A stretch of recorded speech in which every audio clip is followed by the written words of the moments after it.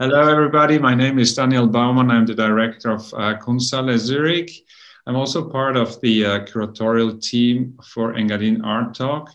And tonight I talk to and with Ulrich Obrist in his white shirt currently.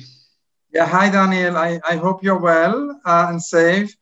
My name is Ulrich Obrist. I'm the artistic director of the Serpentine Galleries. And as you, Daniel, I am one of the co-curators of E.A.T this year. And it's a project initiated by Christina Bechler. And we are several curators, our colleagues, B.J. Kuriger, Philipp Ursprung, and then you and me. And E.A.T, we might also have to say, is of course also experiments in art and technology, because Billy Kluwer in the 1960s founded the E.A.T, the Experiments in Art and Technology, and it continues to be a great inspiration because he actually brought artists and engineers together.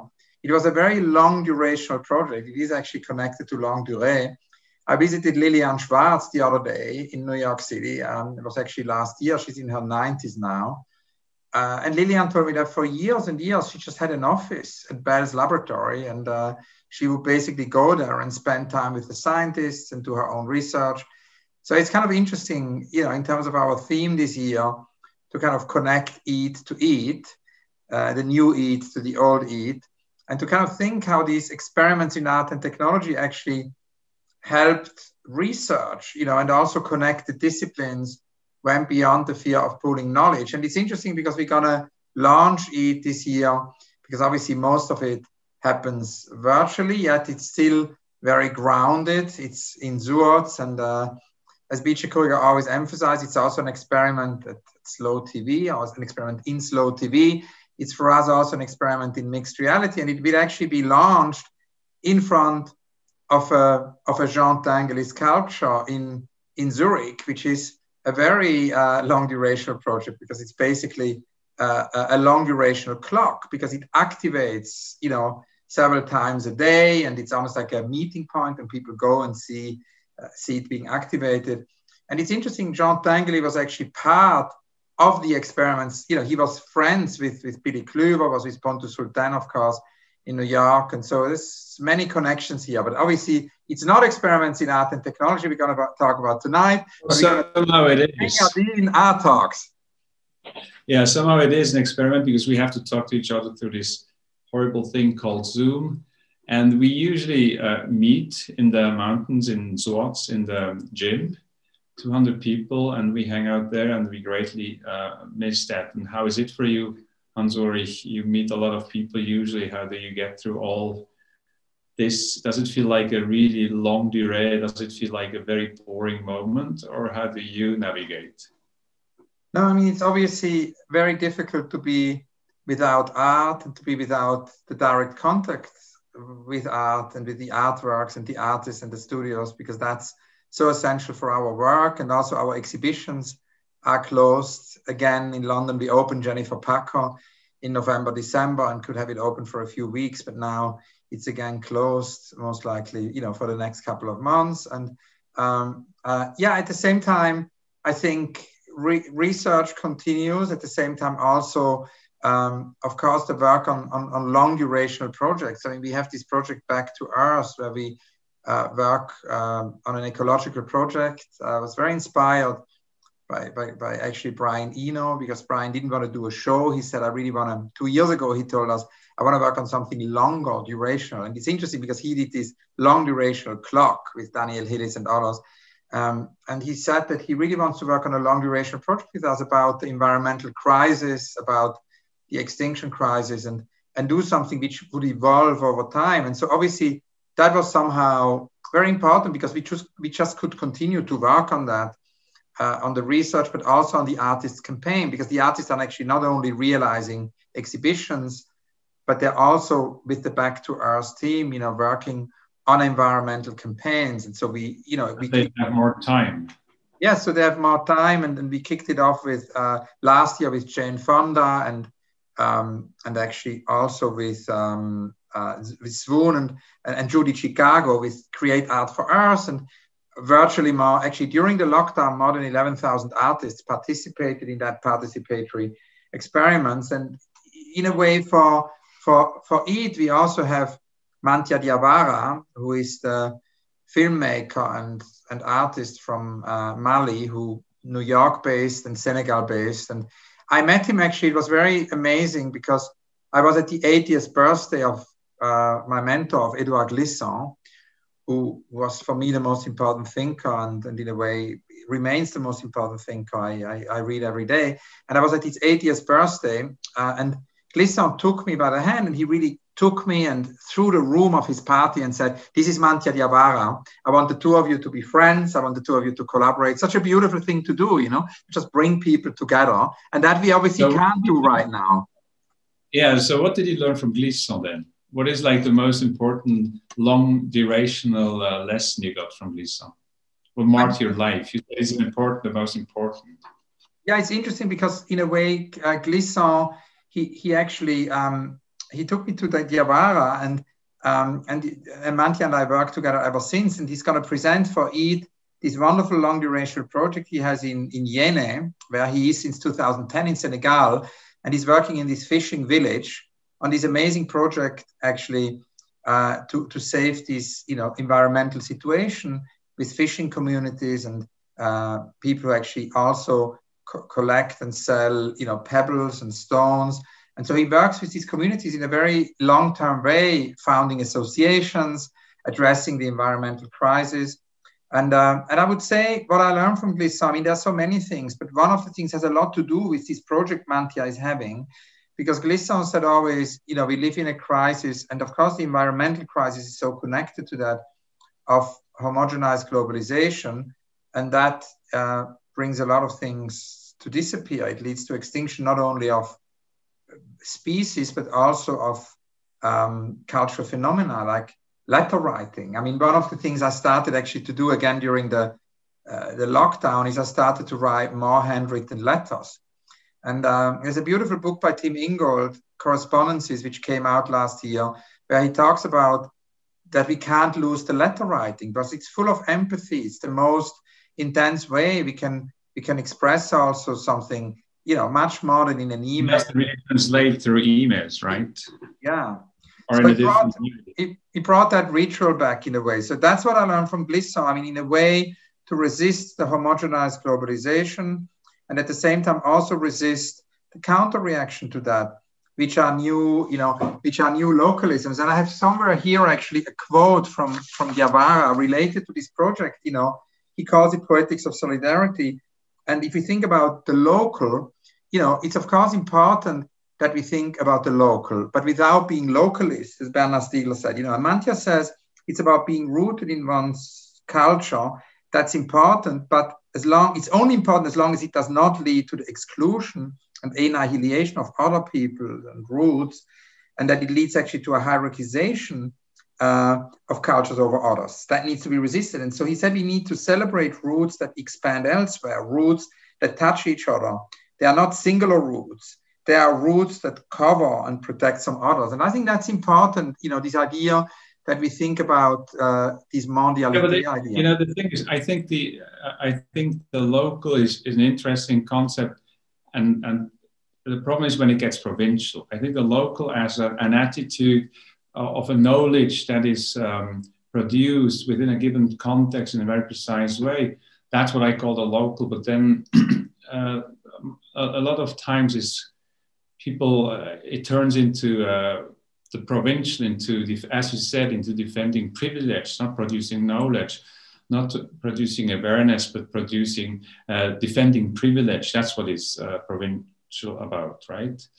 So, and I think with the Engadine Art Talks, we always try to navigate these waters. But I also talking about paradoxical situations. You know, we're launching this 12-hour long durational Engadine Art Talk on Saturday.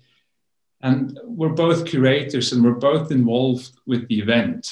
So, you know, according to long duration, to Brodel, we are basically in the business of l'histoire événementielle, the event history, which is very much opposed to this idea of long duration. So we're sitting here in in a paradox. What do you think about us, organizing shows, performances, talks, traveling the world? See here, jumping from here to there. We're not really into long duration, are we? Somehow, I think we are, but it's interesting to talk about this paradox. But before that, before we go there, I wanted to reciprocate the question, you asked me at the beginning about how it was and is, with this almost 1 year of lockdown now. And, I was sort of trying to mention, I think it's important also that obviously everything is not Zoom and that we could do things. I mean, you had an amazing exhibition I saw last summer. An occasion was actually one of the most memorable occasions in that brief period where we could see shows.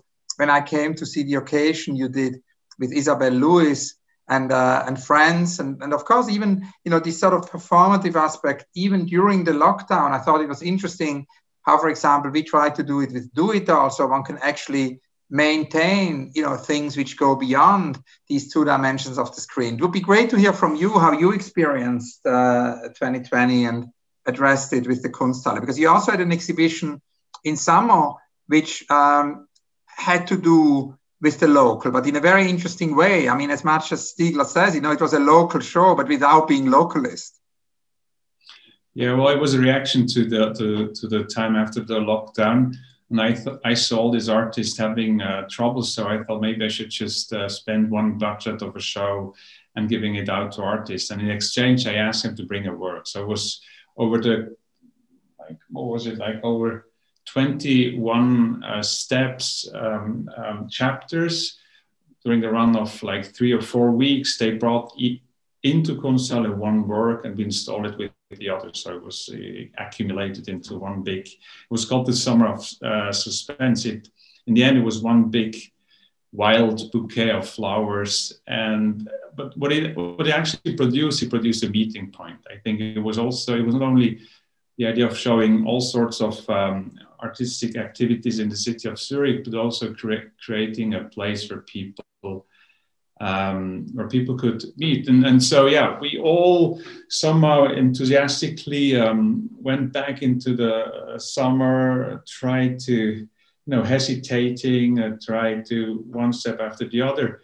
Second lockdown now came, and as we talked before, I must say I don't like it. I find it highly annoying, the situation we're in, and sometimes the optimism I had in the summer is unfortunately a little bit gone.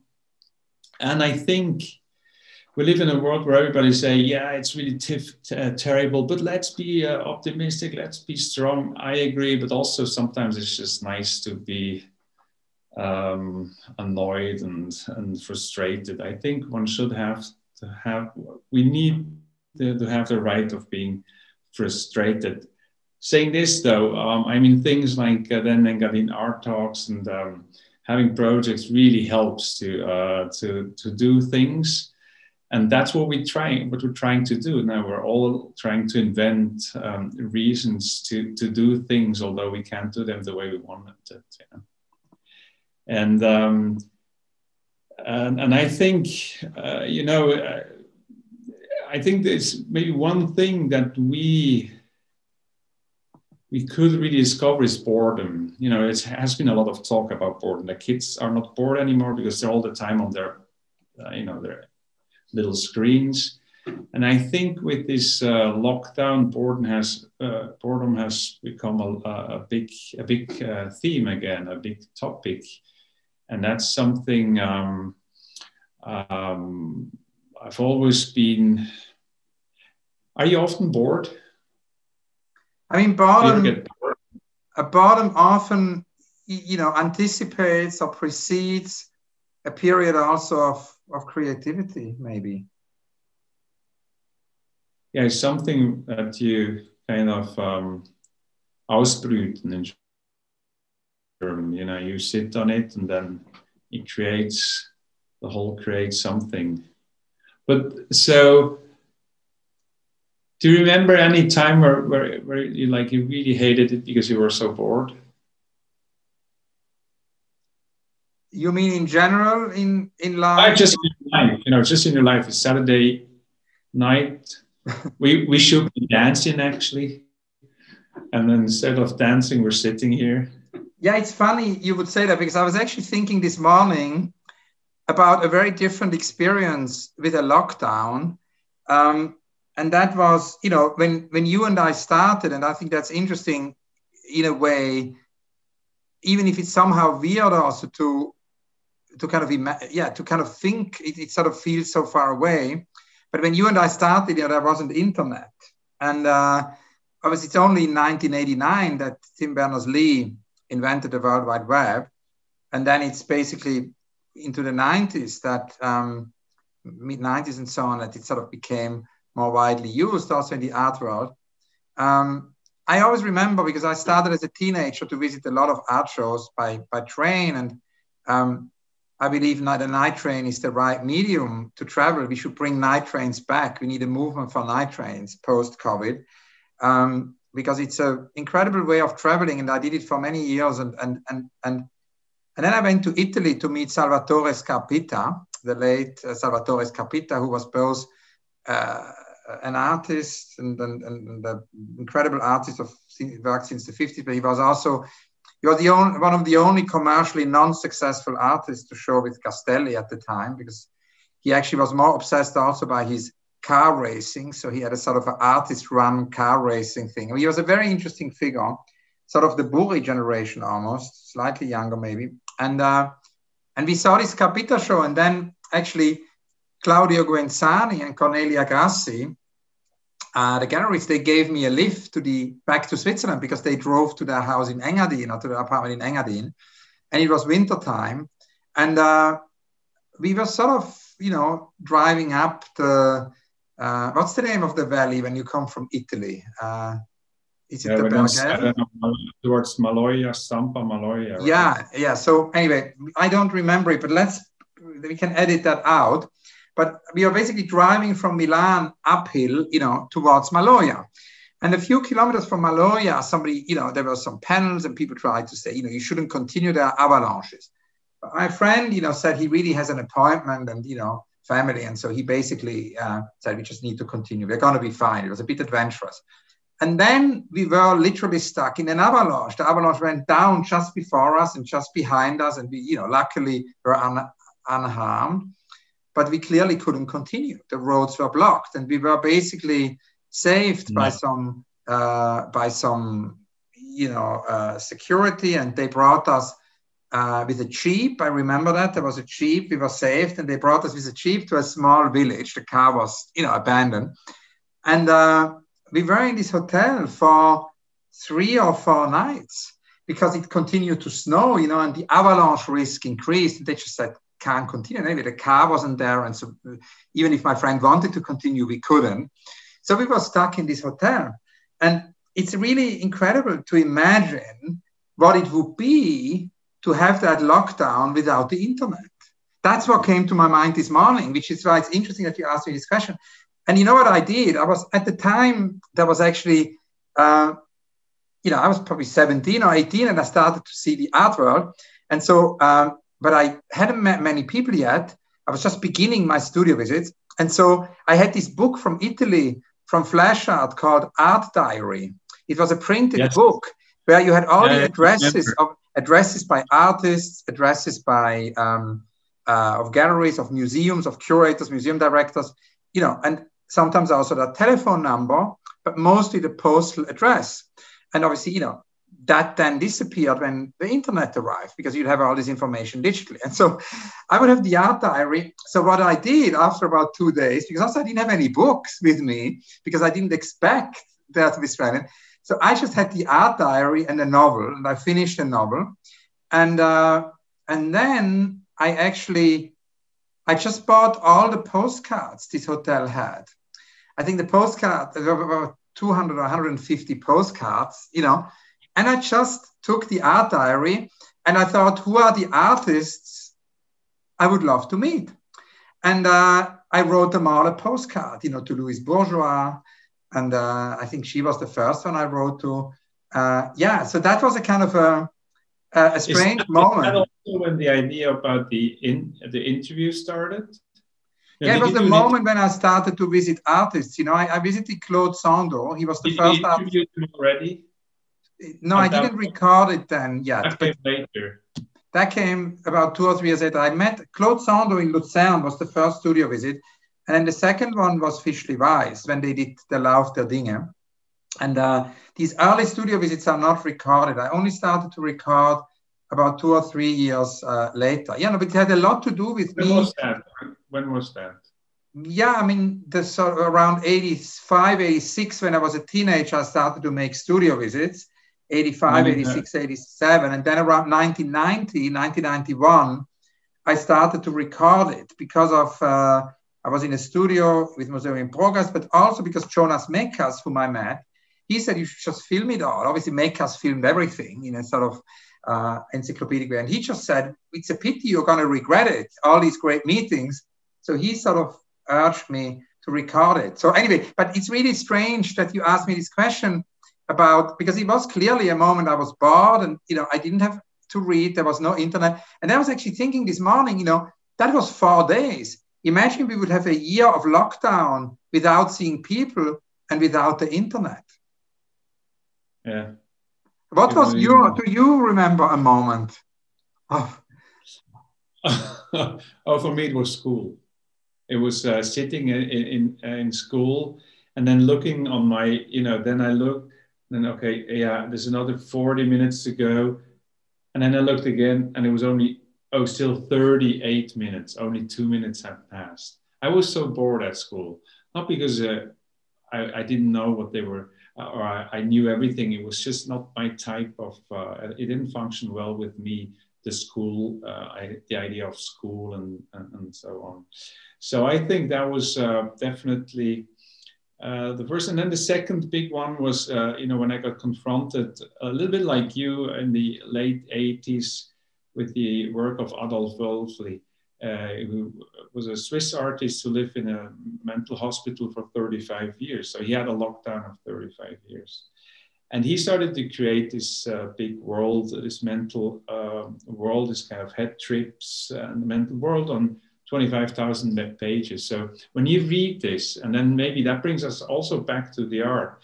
When you read this, it's really boring, but it's also mesmerizing. It takes you in like a vertigo thing, and it sucks you into it. And I think that's maybe you experienced similar things with artworks where you get sucked in. I mean, obviously literature does it, but when we get to visual worlds, what is a work that sucked you in? And although it seemed extremely boring and repetitive, is there anything that you encountered that made that effect on you? Yeah, I mean, I think Hanne Darboven's work, when I went for the first time to Hanne Darboven, I think that's connected to that. But I think to stay with our early experiences and the childhood and Switzerland, definitely Robert Walser, no? I mean, the works of Robert Walser with Carl Selig, and in a similar way, if you describe the lockdown of Wölfli, we could think about the lockdown of Walser, because Robert Walser, is often being understood as the missing link between Kleist and Kafka, and I mean, it's interesting if you think about Walser, his initial years, he went to Berlin, and that was his outer exile, so to say, because his brother, Karl Walser, was a well-known artist and illustrator, and he went there to visit him and spend time in Berlin, and was very connected in a way to a literary world and an artistic world. Well, in the early critique, they compared Walser to Kafka, or actually Kafka to Walser, one or the other. So there was a moment where Walser was better known than Kafka. Exactly, and so he was very much basically a segue even to Kafka, and he was incredibly connected. But then he went into a fictitious exile, actually, to Paris, and it's very fascinating. The Gazette Parisienne is an exile he imagined. He didn't go. So it's the outer exile, Berlin. Then there is the fictitious exile, the Gazette Parisienne, and then of course there is the inner exile when he basically seemingly stopped writing and was in this institute in Herisau and would go on these walks, which still one of my favorite books of all time is Carl Selig, The Walks with Robert Walser, and that was probably the most important book for me of my adolescence, because that's sort of seeing how Carl Selig would meet Walser again and again. It's a very long durational activity. They would meet very regularly and go on walks. And Walser by that time, wouldn't write books. And so in a way, it's one of the very few documents of that time is because Selig just wrote down what Walser told him. And in a way, my interview project, the idea of visiting artists over years again and again and record it and make books came very much out of this Carl Selig book. But I just think, in terms of the lockdown, it clearly was a form of lockdown Walser had. He didn't really see many people besides Selig. He would go on these walks, and he died on his last walk and was found in the snow. So yeah, it's sort of, and for me, what is your experience with Wölfli was my experience with Walser. And I read all his books and then went on his walks. And we actually went once with Christina Bechtler, the founder of E.A.T. We redid the Walser walk and then went to the studio of Albert Oehlen, because Albert Oehlen, of course, has his studio today in Gais, where Walser would always halt on his walks. And I also, as a student, when I studied in St. Gallen, I installed a small museum for Robert Walser in the restaurant where he would always go on his walks.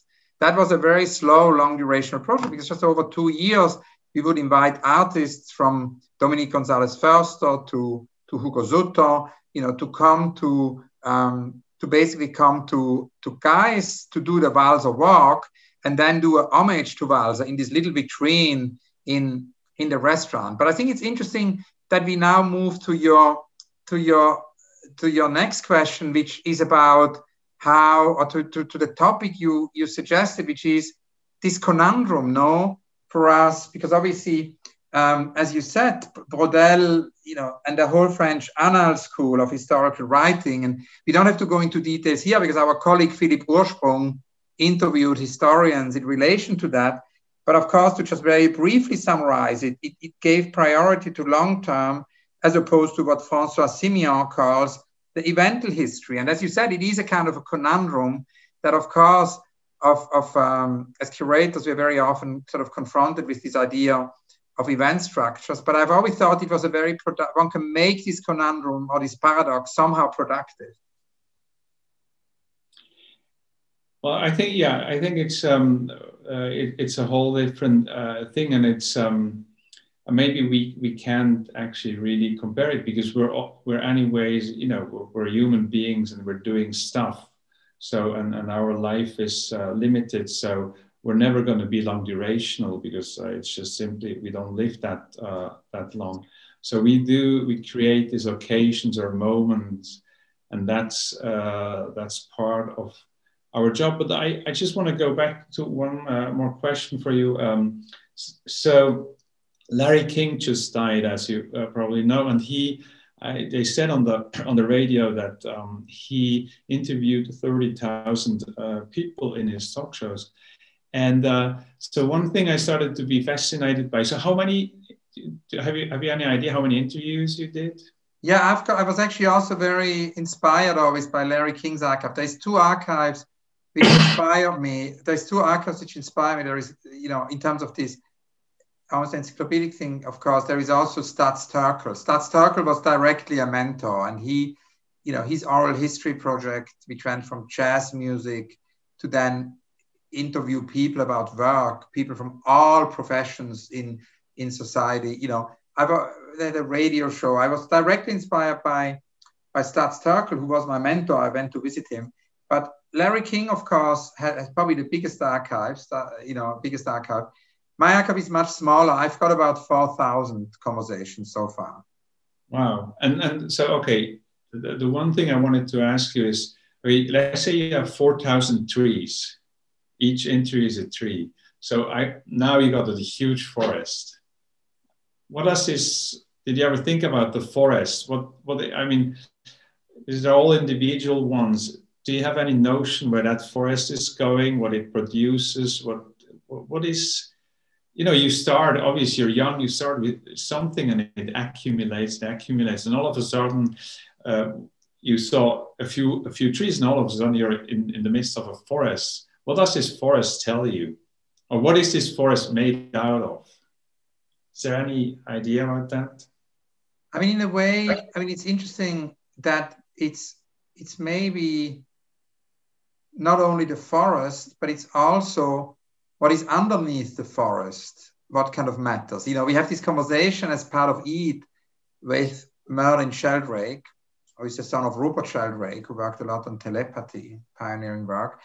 And Merlin does pioneering work on fungi, and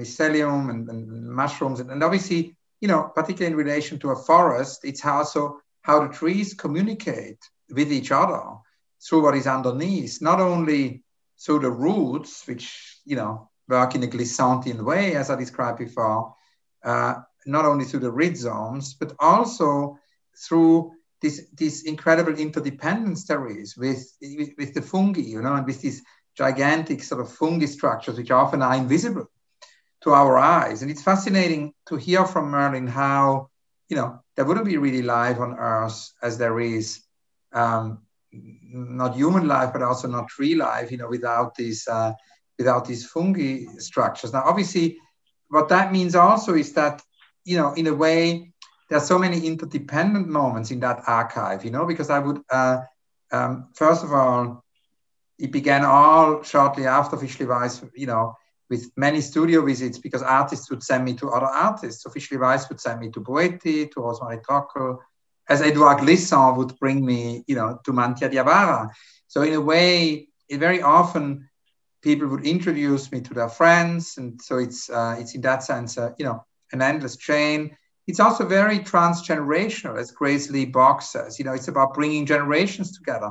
There are a lot of centenaries in my archive, but there are also a lot of very young people. And then I think, obviously, the question is now, you know, these are digital conversations. Sometimes it's voice for half of them.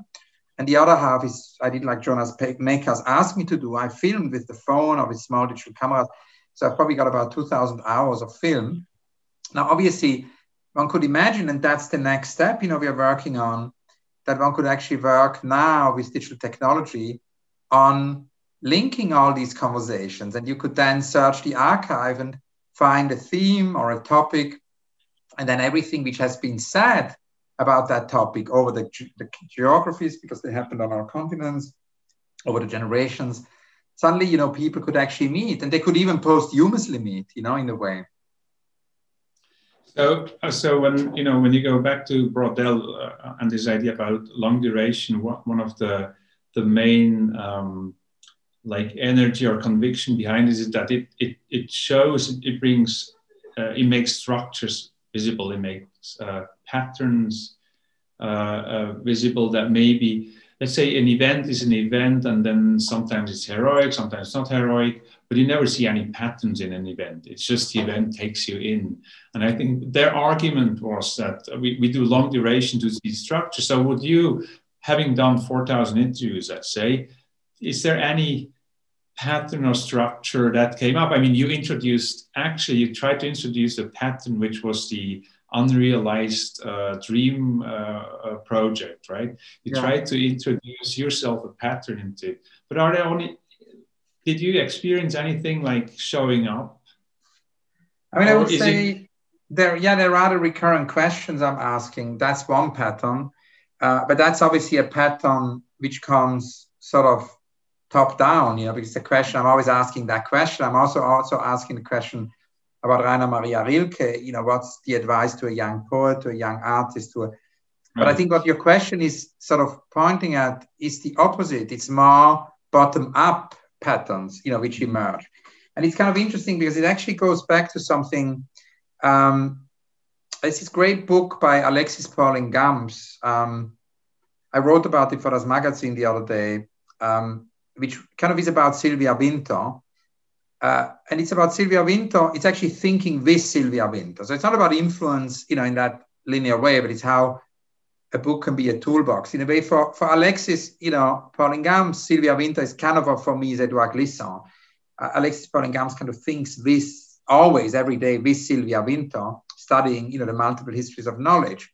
And Alexis says that we have the opportunity now as a species, you know, fully in touch with each other, also through technology, to unlearn and relearn our own patterns of thinking and storytelling in a way that allows us to be actually in communion with our environment, as opposed to a dominating colonialist separation from the environment. And that, of course, means also to go beyond the fear of pooling knowledge, and I think that is probably the pattern which emerged from, from many of the conversation, that it's about, it's about a common future, and not separation, that it's about, it's about love and not suspicion. It's these themes, that's kind of the bigger pattern, maybe. But I was thinking before, when you talked about the event structure we are caught in, as curators, I think it's interesting how we can somehow resist that. And that's actually been something which from the beginning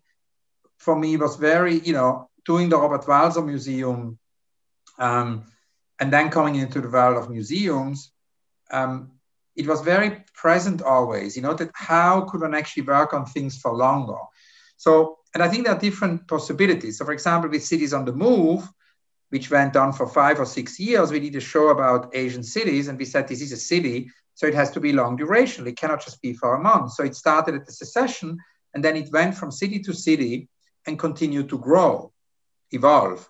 So we basically, we tricked out the structure of short-term exhibitions into a 6-year project. Nobody asked us to do, or nobody would have financed for us a 6-year research, but we just somehow figured it out through a trajectory. Then the next step was, with parallel actually with Do.It, we started a project which has been now moving through the world for 27 years, and it has never stopped. It's a bit, that was inspired by Family of Man. It's a kind of an exhibition.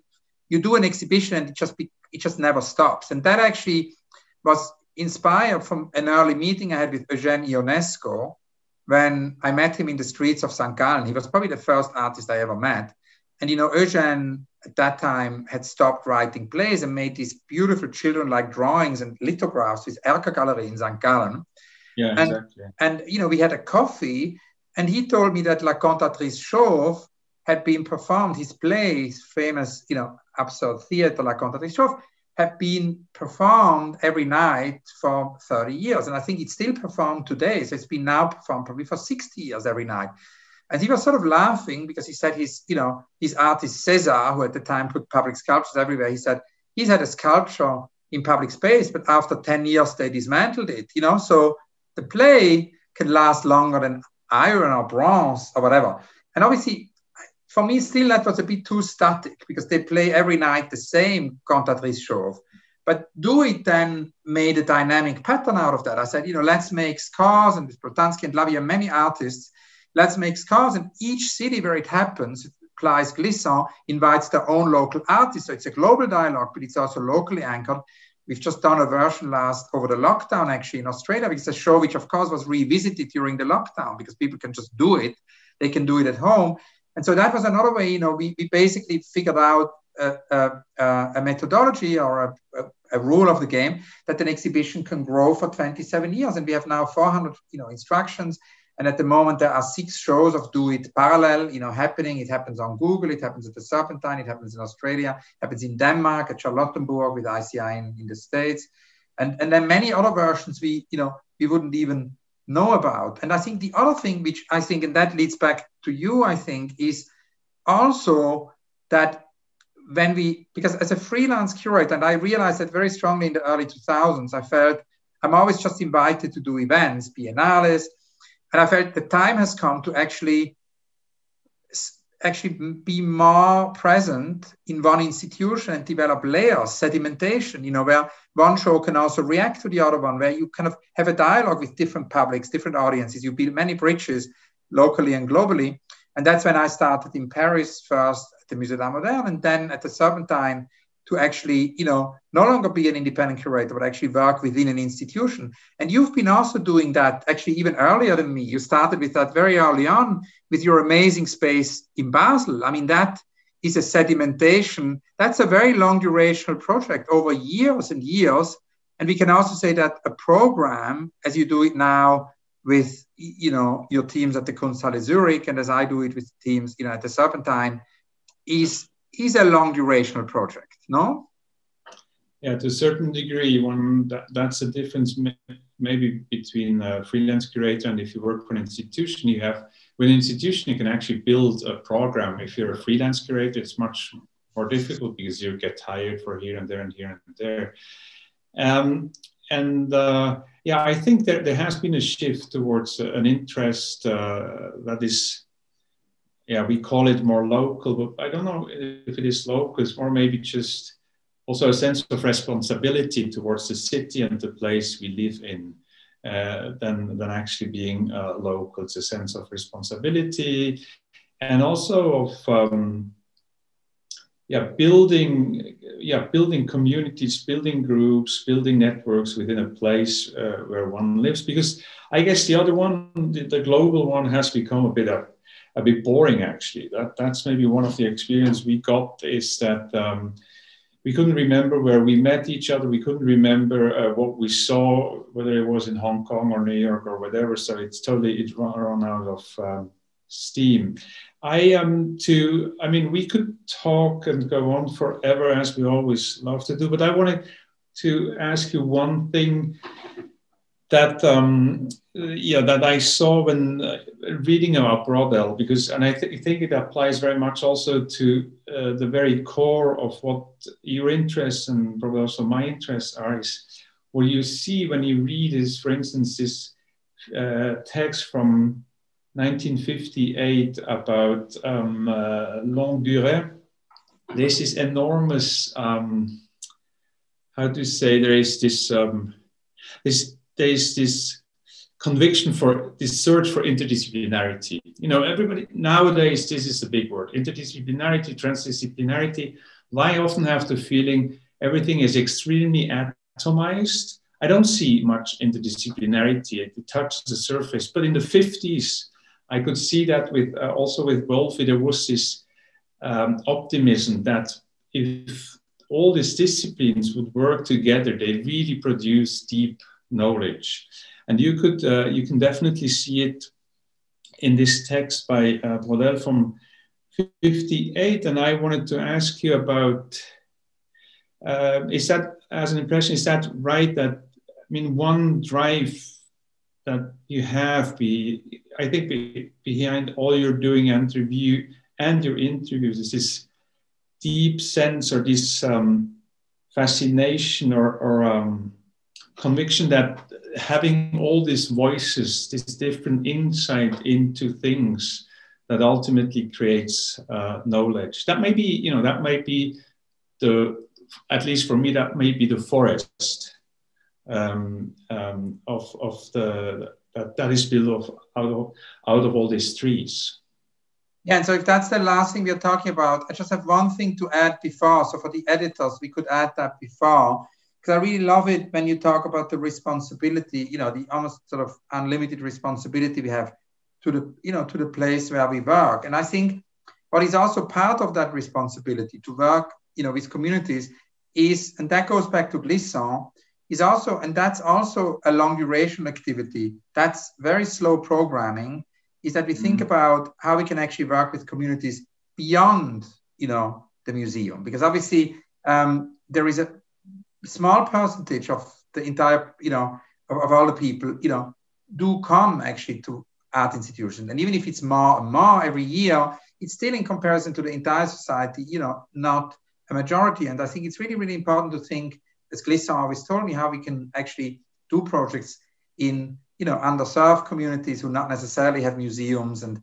access and so on. And that is, I think, something which is more. So what happens outside the museum today for me, as is important what happens inside the museum. And we've been doing that a lot with the Serpentine, with Edgware Road, where we've been working with an entire street, near the Serpentine, with residencies. I think the pavilions did a lot of this. The pavilions you built, it was like you could go and not go. And you can stumble on it by chance. A lot of people wouldn't even in the morning think they go and visit an exhibition architecture. Suddenly they stand in the pavilion because there are no doors, no? But then again, Glissant says that wouldn't be enough. That's already progress. There are no doors. But we need to go further into different neighborhoods. So we are now in in Edgware Road for many years, but also we're working with Barking Dagenham, who is a community where basically the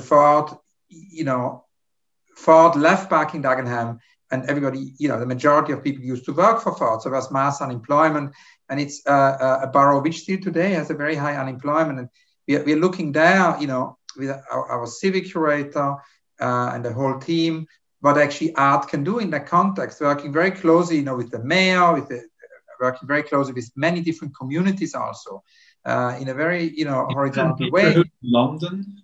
And it's a borough in London. It's okay. And it's part of the new town culture called radio ballads. So we are revisiting the 1970 Equal Pay Act, of the strike of the Dagenham Ford sewing machinists of 1968 also, and these incredible radio ballads, which is a very pioneering program, which was produced actually at that time and focused on workers' experience. So it's very much Stadtturkel, to listen to workers' experiences and issues. And so we invited artists to work on radio ballads for now. And that's a project which takes several years in the making, because the artists, are there in residence. They're, if it's Sonia Boyce or Rory Pilgrim or Ilona Segar or Helen Kammock, they're working with different communities, and we then develop films, and we'll also bring that then back to the Serpentine. That's slow programming in a way. And I think that connects also somehow to our theme. And that's why I loved what you said before, that we have the responsibility to the place, no?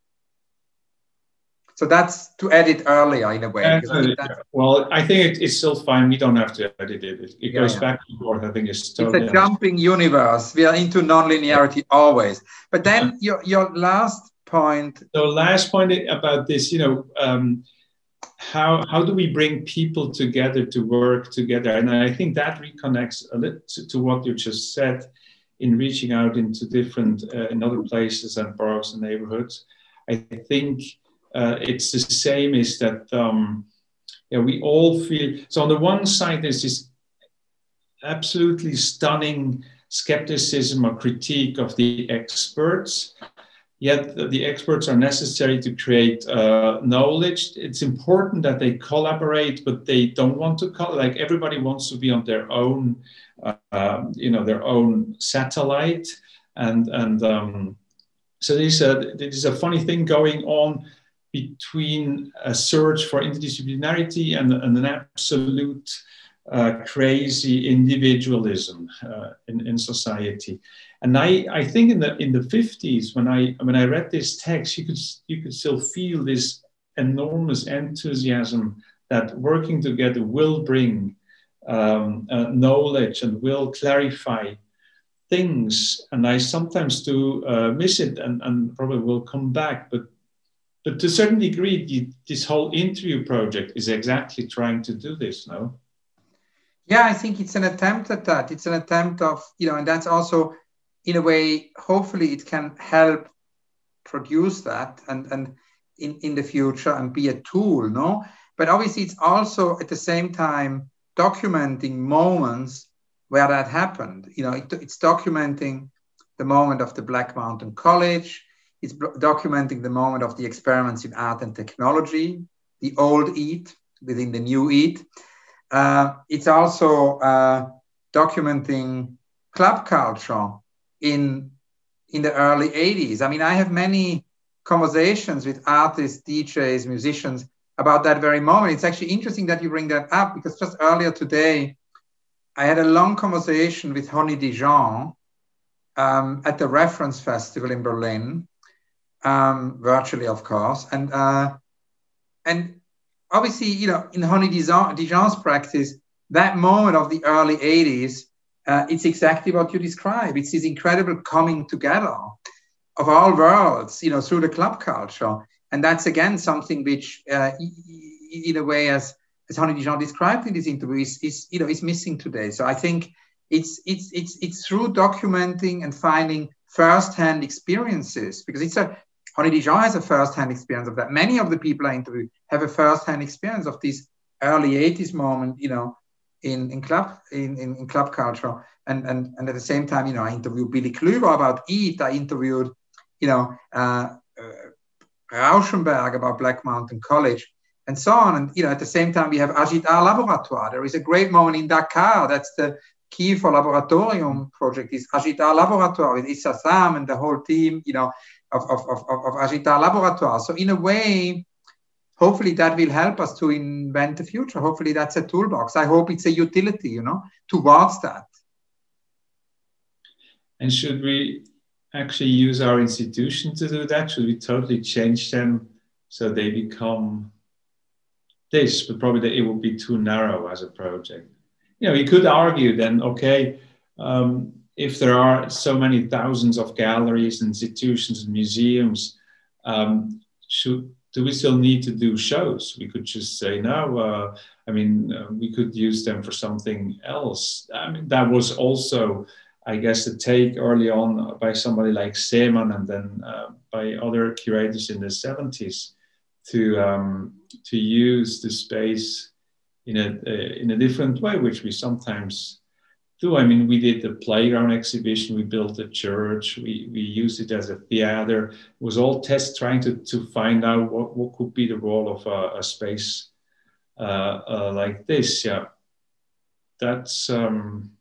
I think there are a couple of, there's some potential there. Let's put it this way. Yeah, I totally agree, and let's do it. Yeah, exactly. Let's do it. But it was very exciting. Thank you very much. Well, thank you so much.